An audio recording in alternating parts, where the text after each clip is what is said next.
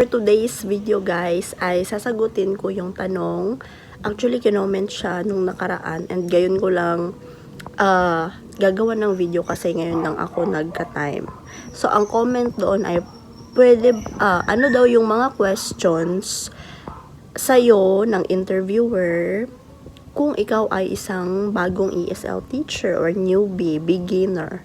So first, ang madalas na question talaga ay tell me more about yourself.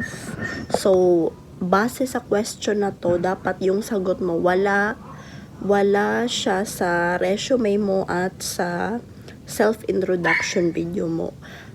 Kumbaga, parang ibang side mo to. Pwede namang all about pwede namang about teaching, pero dapat wala siya sa hindi mo siya na isulat sa resume at hindi mo siya nasabi sa introduction video mo. For example, hindi mo nalagay sa resume mo at sa hindi mo nasabi sa self-introduction video mo na ikaw ay LPT. Yon. Ikaw ay passionate teacher. Ikaw ay anong tawag dito? Traveler, hobby mo, ganon. Basta yung iba yung sasabihin mo dyan. At next, what are your strengths? What is your strength or what are your strengths? So, strengths means kalakasan mo. Yun ba yun sa Tagalog? So, example, passion mo yung pagtuturo. So, you will say, my strength is being passionate at work, ganon. Kung ano ba, i-search nyo na lang, i-chat GPT nyo na lang yung sagot. Kung may maganda kayong sagot, edi yan na yung isagot no. At guys, importante nga pala, if yung interviewer ay nagtatagalog, syempre magtatagalog ka. If nag-i-English siya, yung sagot mo din ay English, okay? Huwag kang gumamit ng kung ano yung language nyo. For example, Bisaya ka like me. I'm a Bisaya.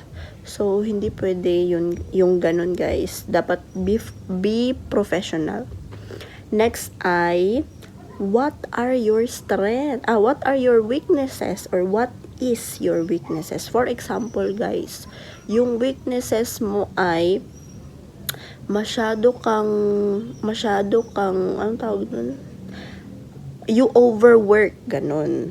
Or hindi mo kaya i-manage yung time mo. Pero yung answer mo is gawin mo siyang positive, guys. For example, my weakness is that I tend to overwork. And sometimes, I don't rest enough. Tama ba yun?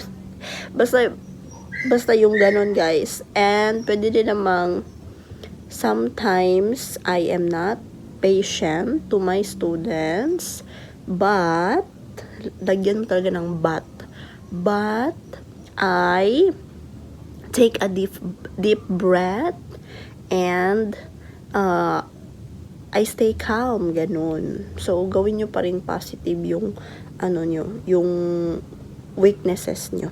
Next is eto nga, kung may experience ka or wala. Syempre, kung wala ka talagang experience, sabihin mo yung totoo, wag kang magpanggap.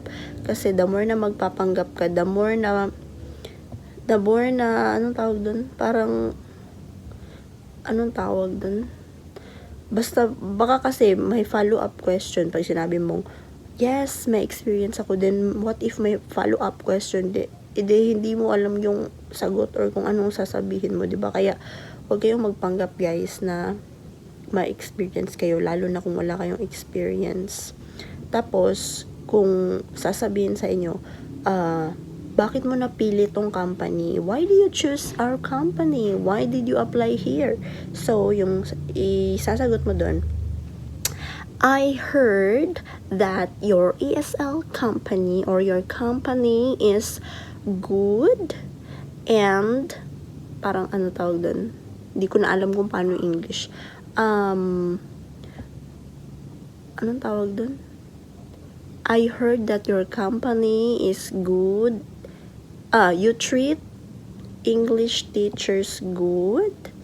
You are not, anong tawag dun?